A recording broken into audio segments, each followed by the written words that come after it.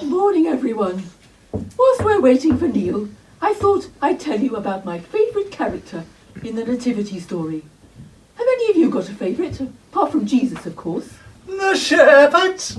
The sheep! You have to say why, too, if you're going to interrupt me. Well, just because I like the idea that the sheep saw the angels too. I think, Lara, that the sheep just happened to be there, and it was the shepherds the angels really came to speak to. Oh. In those days, you know, shepherds were looked down on. They were poor, and everyone thought they were worthless people, not worth bothering about. Well, that's horrible. People are still like that now, but the point is, they were the first people to find out about Jesus, the first people God sent his angels to tell. So God definitely didn't think they were worthless people. That cheers me up whenever I feel like I don't matter. Well done, Lambert. That's a good reason to like the shepherds best. Now, to tell you about my favourite character. I like the kings best. Or the magi, the wise men, you know who I mean. They would have been on camels, of course. None of you donkeys for such important people.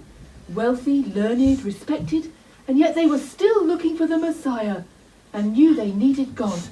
And God sent them a star to lead them there. Okay, so the sheep like the shepherds, and Camilla the camel likes the kings.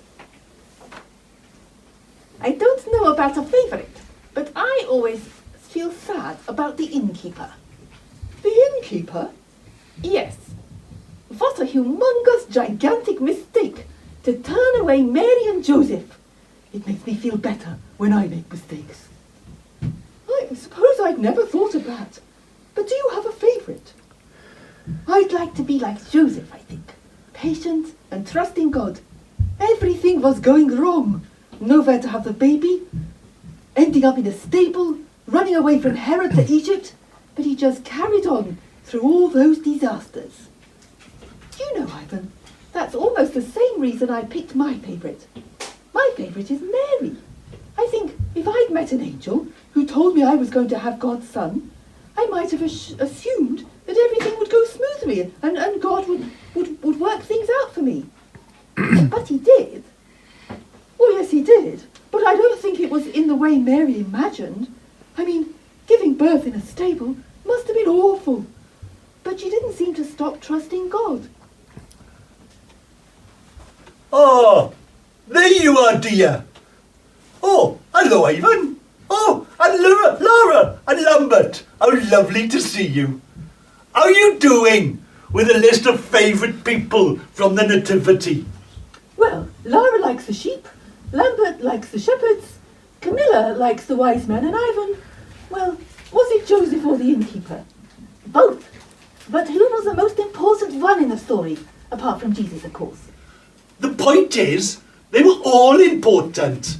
One of the biggest lessons from the Nativity story is that Jesus came for everyone. He loves the ones the world thinks are important and the ones who it thinks aren't.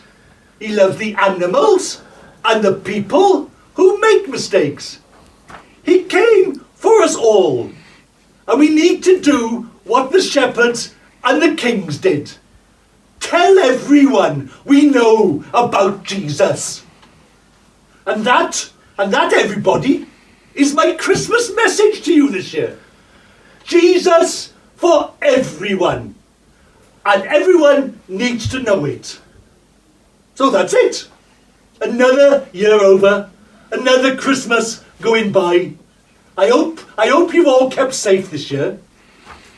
And Di, I still miss you. And hopefully, Lara, just behave yourself, will you? Leave my surplus alone.